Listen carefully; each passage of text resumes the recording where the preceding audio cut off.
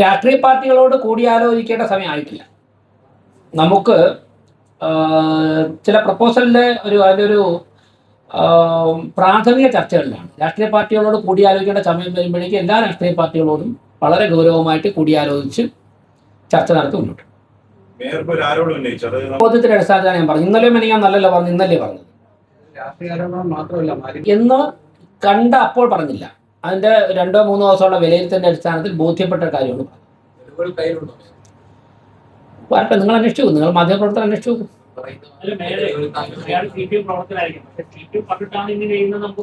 അല്ല, നിങ്ങൾ എനിക്ക് കിട്ടിയ ബോധ്യത്തിന്റെ അടിസ്ഥാനത്തിൽ ഞാൻ ചെയ്യുന്നു പറഞ്ഞു. കമ്പിവേലി പലപ്പോഴും കെട്ടിയത്, കമ്പിവേലി കെട്ടിയതിനെ നെറ്റ് അറുത്തിട്ട് അവിടെ മാലിന്യം ഇടുന്നുണ്ട്.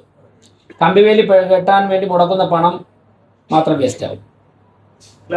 ചർച്ച ചെയ്യണം, അതുമായിട്ട് മുമ്പോട്ട് പോകണം എന്നുള്ള വ്യക്തിപരമായ അഭിപ്രായം കൊടുക്കും. കേന്ദ്രീകൃത പ്ലാന്റല്ലേ ബ്രഹ്മപുരം. ഇപ്പോൾ കോഴിക്കോട് കോർപ്പറേഷൻ ചെയ്യുന്ന കേന്ദ്രീകൃത പ്ലാന്റില്ലേ, തിരിച്ചുള്ള അഭിപ്രായമുണ്ട്. രണ്ടു തരത്തിലുള്ള അഭിപ്രായമുണ്ട്. ഇല്ല, ഇപ്പോൾ പുതിയതായിട്ട് ചെയ്ത് ഇപ്പോൾ തിരുവനന്തപുരത്തെ ഹോട്ടലുകളിൽ സ്റ്റാർ ഹോട്ടലായിട്ട് ബാക്കി ഏറെക്കുറെ എല്ലാം തന്നെ വർഷങ്ങളായി പഴക്കമുള്ള ഹോട്ടലുകളാണ്. അതിൽ പലത്തിനും ബിൽഡിംഗ് ഒക്കെ ചെയ്യുമ്പോഴേക്കും കൊടുത്തിരിക്കുന്ന പെർമിഷൻ പൂർണ്ണമായിട്ടും നിയമവിധേയമായിട്ടുള്ളതൊന്നുമല്ല. പലതിനും അൺഓതറൈസ്ഡ് കൺസ്ട്രക്ഷൻ ഒക്കെ പല സ്ഥലങ്ങളിലുണ്ട്. അതൊന്നും പെട്ടെന്ന് പോയിട്ട് എല്ലാം ഇടിച്ചു പൊളിച്ച് മാറ്റാൻ സാധിക്കില്ല. അവിടെ ഒന്നും പുതിയ പ്ലാന്റ് തുടങ്ങാനുള്ള സിസ്റ്റവും ഇല്ല. പുതിയതായിട്ട് ചെയ്യുന്ന ഹോട്ടലുകൾക്ക് അതിൻ്റെ വലിപ്പം അനുസരിച്ച് നിയമവിധേയമായിട്ട് പ്ലാന്റ് വേണമെന്നൊക്കെ പറഞ്ഞാൽ നമുക്ക് ആവശ്യപ്പെടാം. പക്ഷേ പതിറ്റാണ്ടുകളായി ചെയ്തു പോയ ഒരു സിസ്റ്റമുണ്ട്.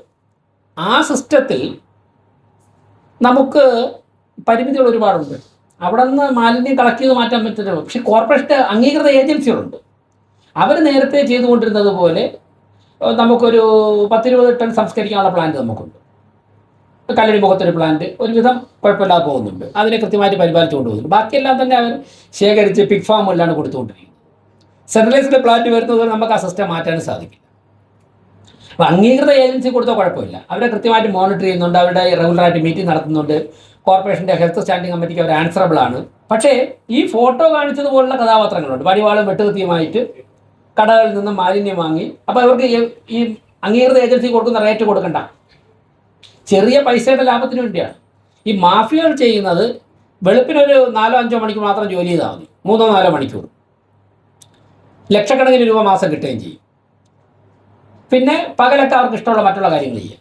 അത് നടക്കില്ല. അതിന് ശക്തമായ ആക്ഷൻ. ഇന്നലെ തമിഴ്നാട്ടിൽ നിന്നിലോട്ട് രക്ഷപ്പെട്ട ആളിനെ പിടിച്ചല്ലോ, പിടിച്ചവരെയൊക്കെ റിമൈൻഡ് ചെയ്യുന്നുണ്ടല്ലോ, കൃത്യമായിട്ട് മൊഴി കൊടുത്തിട്ടുണ്ടല്ലോ. ഒരു സംശയം വേണ്ട, ഒരു മാഫിയയും തിരുവനന്തപുരത്ത് കോർപ്പറേഷനുമായിട്ട് ബന്ധപ്പെട്ട് വിളയാടാനുണ്ട്.